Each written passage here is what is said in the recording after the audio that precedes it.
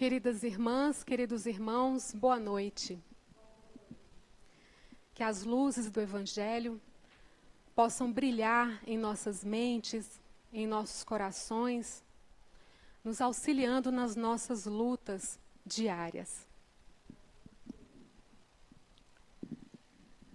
No livro Boa Nova, psicografia de Chico Xavier, cujo autor espiritual é Humberto de Campos, nos é narrado lá no capítulo 8, intitulado Bom Ânimo, um diálogo entre Jesus e o apóstolo Bartolomeu. O apóstolo Bartolomeu foi um dos mais dedicados a Jesus. Mas ele era muito triste. E mesmo acompanhando Jesus desde as suas primeiras pregações, ele era muito infeliz com a sua família, que era muito conturbada, não compreendia a sua escolha espiritual.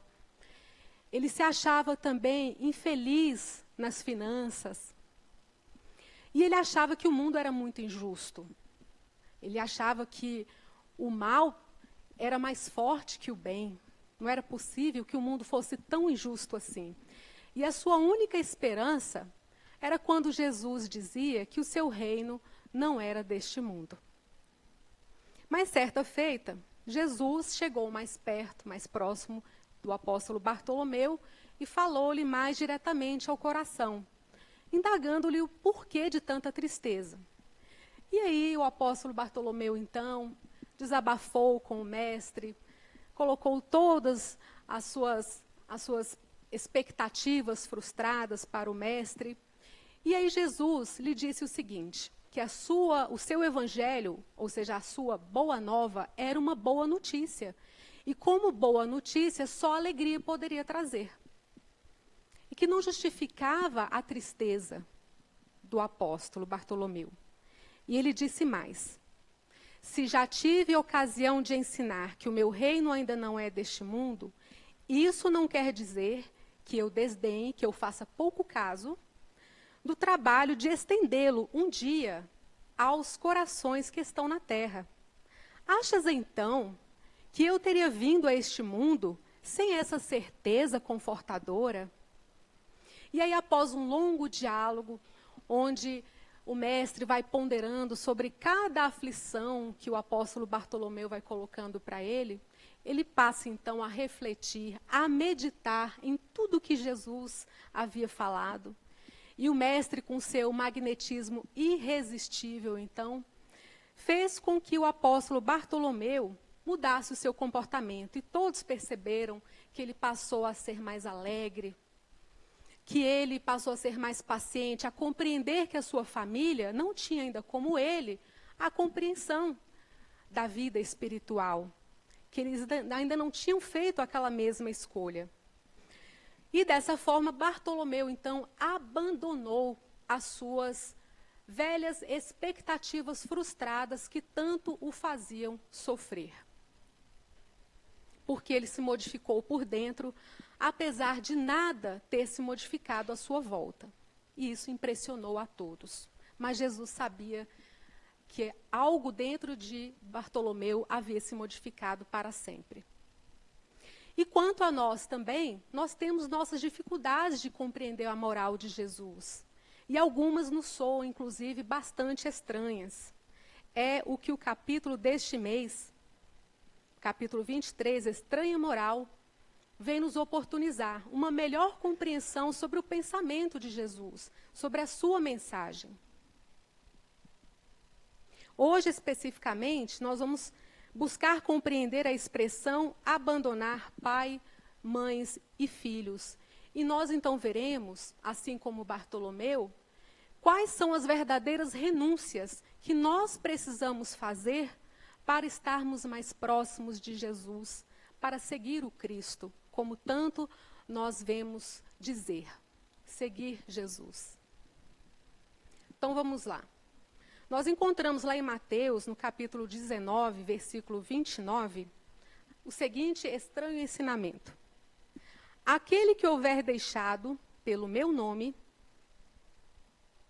sua casa, os seus irmãos ou suas irmãs, ou seu pai, ou sua mãe, ou sua esposa, ou os filhos, ou suas terras, receberá o cêntuplo de tudo isso e terá por herança a vida eterna. A vida eterna era a recompensa tão aguardada pelos judeus, era a esperança dos justos, a vida eterna, da eterna felicidade. E essas palavras hoje, numa civilização moderna, mais adiantada, com um senso moral mais aprimorado, com a sensibilidade mais apurada, como a de hoje, essas palavras soam ainda mais estranhas do que naquela época, como argumenta Kardec, porque à época de Jesus, os laços familiares não eram assim tão firmes, tão fortes como hoje nós vemos, nós valorizamos muito a família. Temos leis, inclusive, que punem, tanto civil quanto penalmente, o abandono parental. A nossa Constituição tem dispositivos expressos dos nossos direitos, dos nossos deveres em família. Então, como compreender a fala de Jesus? Se até mesmo as nossas leis humanas, tão falhas, né, elas protegem a família e rechaçam o abandono parental, como compreender? Aliás, o abandono parental ainda é um problema, um grave problema social que ainda nos aflige. Se nós formos fazer uma pesquisa, nós vamos ver que há estudos que falam em milhões de crianças que padecem do abandono familiar, idosos também. Então, é um problema que nos choca, que nos deixa muito preocupados. Então, como compreender essa expressão de Jesus? As expressões utilizadas por Jesus, diz Kardec, sem discutir as palavras, deve-se aqui procurar o pensamento, a essência, a mensagem daquilo que era compatível com a sua lei de amor, aquilo que ele quis passar de verdade. Então, nós nos lembremos agora que Jesus nos exortou ao cumprimento do mandamento de honrar pai e mãe, que vem o Evangelho segundo o Espiritismo e nos diz que não é só o respeito, é o cuidado, é a atenção, é o carinho, é atender às necessidades. E a piedade filial ela vai mais longe ainda, porque ela se estende também àqueles que, apesar de não terem gerado biologicamente seus filhos, mas que atenderam a essa tarefa de cuidar do seu próximo, do próximo incapaz, de uma criança ou de um idoso. E mais ainda, até mesmo aqueles que não bem cumpriram a sua tarefa, é nosso dever honrá-los, porque não nos cabe julgá-los. Por isso que nós precisamos procurar entender a expressão de Jesus. Então, o certo aqui, a certeza que nós temos até o momento, que abandonar pai, mãe, filho e irmãos não é rejeitar a família. Jesus jamais nos induziria ao abandono familiar, até porque ele mandou que honrássemos pai e mãe. E a sua lei era toda de amor. Isto seria, então, a negação da sua doutrina. Então, o significado das máximas tem, por fim, mostrar que os interesses da vida futura devem prevalecer sobre os interesses humanos. Se nós analisarmos o contexto em que Jesus proferiu essas palavras, nós vamos verificar que foi logo após o episódio do jovem rico, que chegou até Jesus, buscando a vida eterna, pleiteando a sua recompensa, porque ele cumpria todos os mandamentos. E então, Jesus disse para ele que faltava ainda um requisito, que ele se desfizesse de todos os seus bens materiais e o seguisse. E aí, quando Jesus, então, o instou a que assim o fizesse, ele desistiu.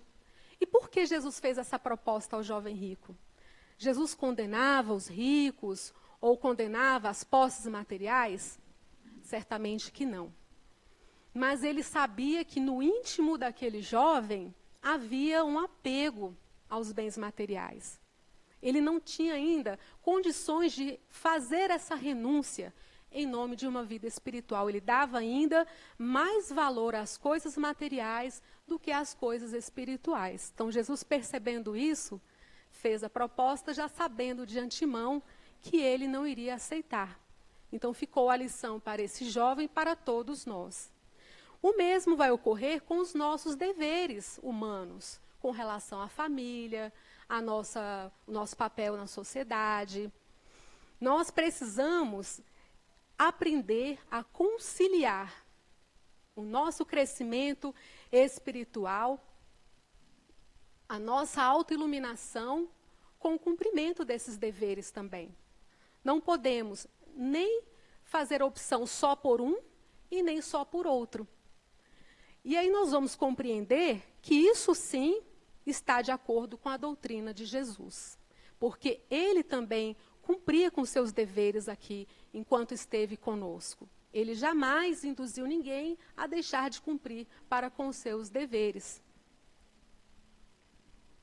E Kardec vai nos apontar em seus comentários que nós temos várias aplicações, inclusive a olhos vistos, que acontecem no cotidiano, na nossa vida em sociedade, da aplicação dessa máxima literalmente, em que, às vezes, os filhos precisam abandonar a família. No interesse da pátria, por exemplo, aqueles que deixam a família para atuar em missões fora do país, essas pessoas estão atendendo a um interesse coletivo, um interesse maior, um interesse nobre.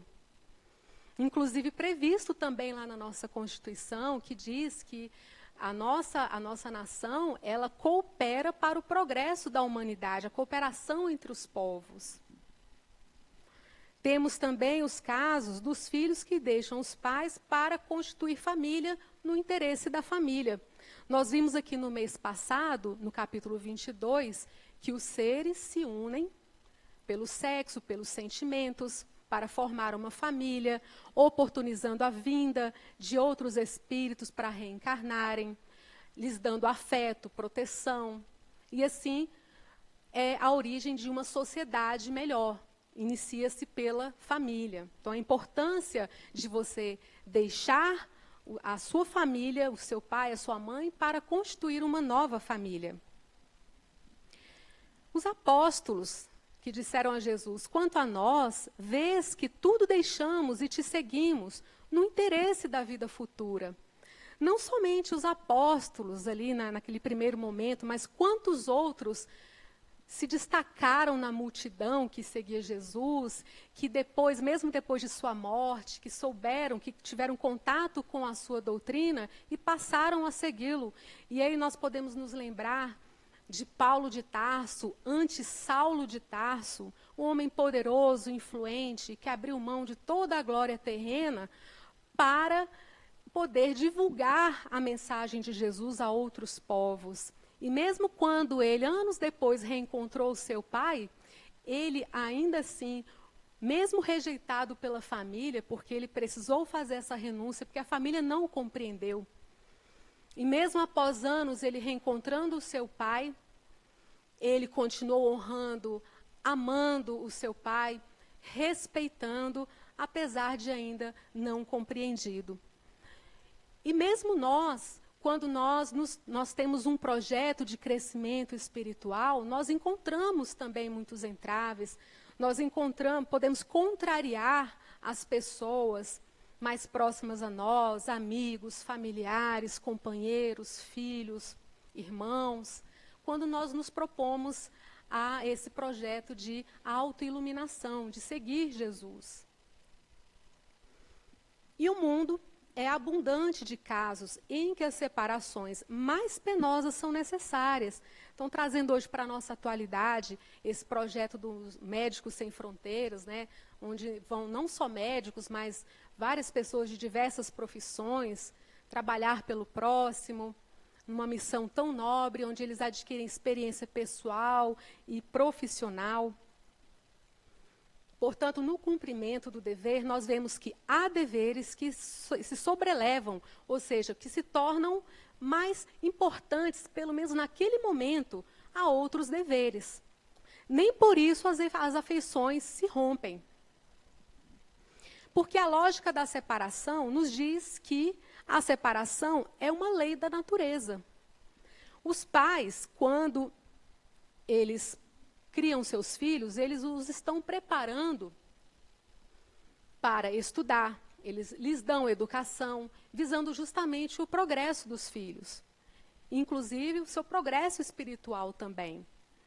E nós, se vivêssemos isolados em família, o que aconteceria? Nós perderíamos oportunidades de crescimento, nós estudaríamos menos e deixaríamos de cumprir a nossa tarefa na família humana.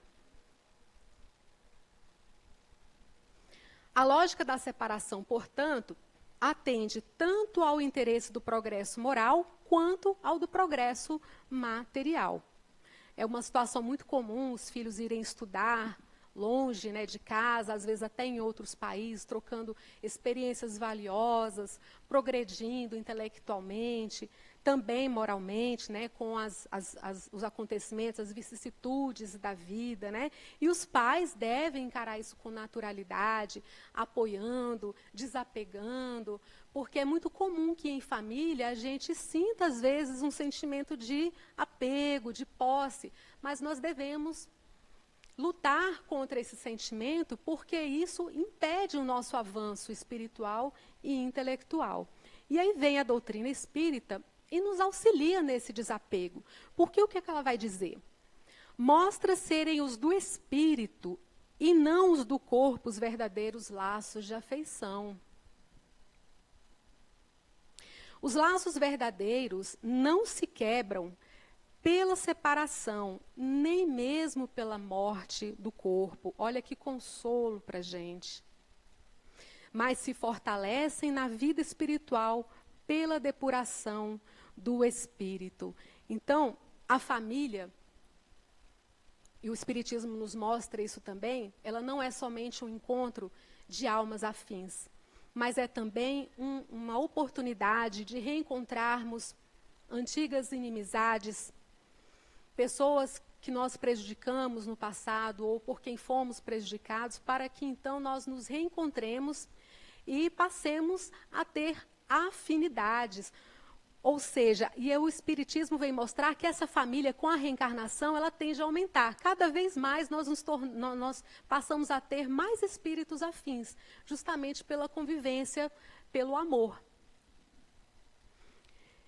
Dessa forma, o Espiritismo ele veio lançar suas luzes esclarecedoras sobre a nossa situação em família, nos mostrando, então, que essa estranha moral evangélica de abandonar pai, mães e filhos foi porque Jesus se utilizou de uma linguagem exagerada que era bem própria da língua hebraica, para justamente nos mostrar a importância da vida espiritual, da necessidade de nos ocuparmos também com o nosso crescimento, com a nossa autoiluminação.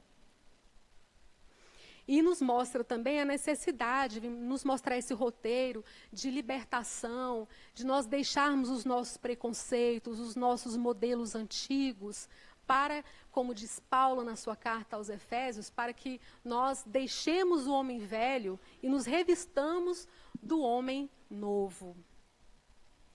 E a esse respeito, para nos auxiliar nesse esforço, Emmanuel nos traz ideias muito, mas muito importantes, muito iluminadoras com relação a essas palavras de Jesus.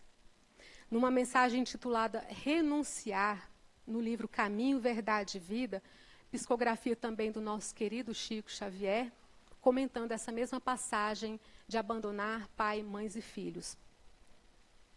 Ele vai dizer lá para a gente: observemos o que representa renunciar por amor ao Cristo.